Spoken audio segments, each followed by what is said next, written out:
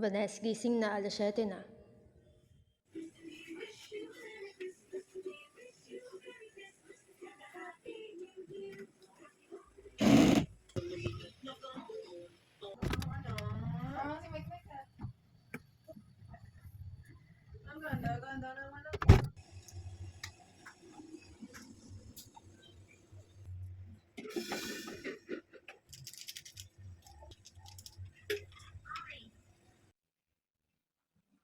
Vanes, naglagay ako ng tinapay sa bag mo ha. Nga pala, nag-iwan ako ng pambaon dyan sa lamesa, panggastos mo.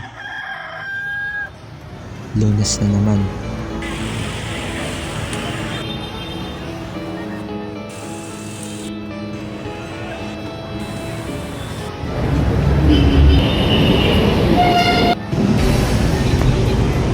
Panibagong araw na naman, panibagong ipagpapasalamat sa Diyos.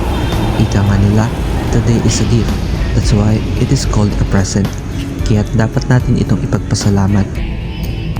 Sabi ng magulang ko, dapat mong simulan ang bawat umaga na nagpapasalamat sa Diyos sa paraan ng pagdadasal. Dahil binigyan niya tayo ng panibagong araw na may tuturing na panibagong pag-asa. Ako lang ba pero isa sa mga ugali natin mga Pinoy ang maging mapasalamat at nakaukit na sa ating pagkatao ang tumanaw ng utang na loob sa bawat bagay na ating natatanggap.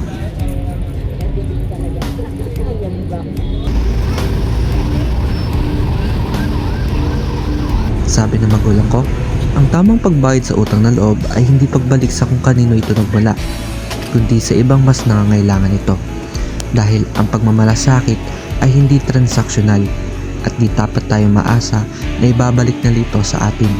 Bagkus, we pay it forward, not backwards.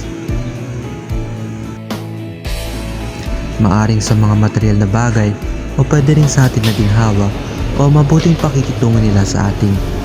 Ang utang na loob ang nag-uudyog sa atin upang isagawa rin ito, hindi dahil kailangan, kundi kinigising nito ang kabutiang loob natin upang ipadama rin ito sa iba.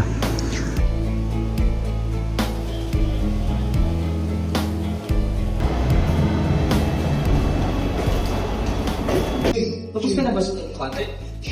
Ingit. Yung kayo bang? Hindi pa ata.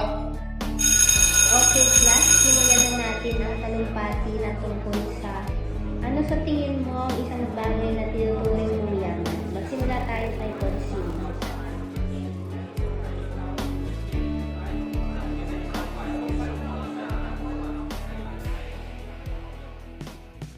Bagamat salat sa buhay, mayaman pa rin ako. May 3M nga ako eh. Magpasalamat, magdasal at maglingkod. Iyan ang ituturing kong tunay na yaman. Mga aral na pamana ng aking mga magulang. Pinalaki nila akong may malawak na pagtingin sa mundo at dahil doon, natutunan ko kung gaano ako pinagpala. Iyon ang nag-udyok sa akin upang tumulong at magsilbi hindi lamang sa kapwa kundi maglingkod rin sa aking bayan. Sapagkat ang pagkakaroon ng pagpasalamat na puso ay nagpaparamdam sa akin na sapat na at ang anumang sobra ay nagtutulak sa akin upang ibahagi sa iba. Kaya't bagamat salat kami sa mga material na bagay, patuloy pa rin kami nagpapasalamat sa buhay na kaloob ng Diyos. At kung may sumobra man, walang pag-aalinlangan naming ibabahagi ito sa iba sa paraan man na maliit na halaga o simpleng pagpapadama ng ginhawa. Hindi para maibalik muli sa amin, kundi upang magising ang kanilang diwang, ibahagi at iparamdam rin ito sa ibang mas nangangailangan.